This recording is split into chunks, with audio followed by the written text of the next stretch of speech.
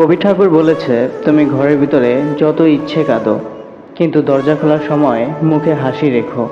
কারণ কেউ তোমাকে ভেঙে পড়তে দেখলে সে তোমাকে আরো ভেঙে দিবে।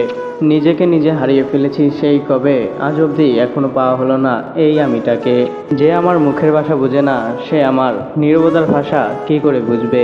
যেখানে 18 বছর বয়সে মেয়েদের জীবন রঙিন হয়ে যায়, সেখানে 18 বছর বয়সে ছেলেদের রঙিন জীবনে ধুলো পড়ে যায়।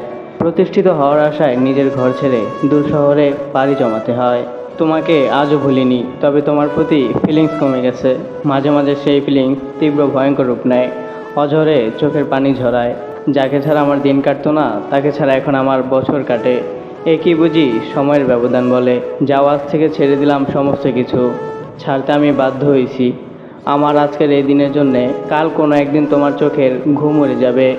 মনে রেখো, তোমার নেয়া ভুল সিদ্ধান্ত তোমাকে একদিন হতাশ করবে, দেখে নিও। আর কত রাত জাগবো, আমার চোখে ভীষণ ঘুম, আমি খুব ক্লান্ত। আহা কি অপরূপে ছিলে তুমি, মুগ্ধ হয়ে দেখতাম আমি। বিপদে পড়লেই বোঝা যায় কাছের মানুষগুলা কিভাবে কাঠের চশমা চোখে দেয়। বহুদিন কেটে গেছে কয়েকটি বছর, ধুলো পড়ে গেছে সকল অভিমানের উপর। তাই আর নেওয়া হয় না কারো খোঁজ খবর। উপর থেকে সব কিছু ভালোই মনে হয়, ভিতরটা কেই বা বুঝতে পায়। খোঁজ নিয়ে দেখো, রাজার মনেও দুঃখ ছিল।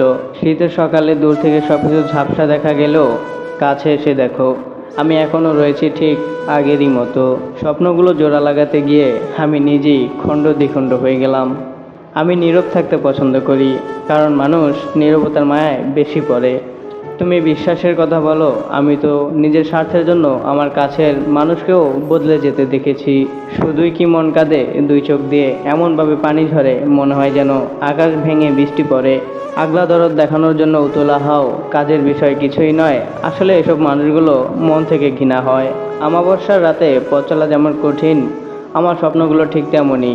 মনে হয় না আর কখনো পূর্ণতা পাবে।